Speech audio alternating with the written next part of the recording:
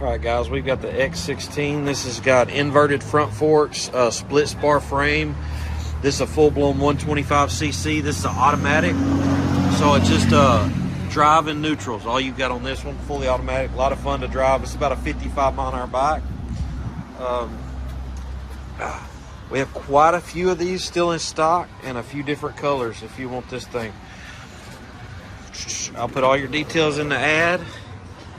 But these have been really good bikes. I've had a couple of guys upgrade the carburetors, upgrade the CDI box, and put upgraded handlebars on them, and a little bit smaller sprocket and chain on there. And man, these things are really get it after that.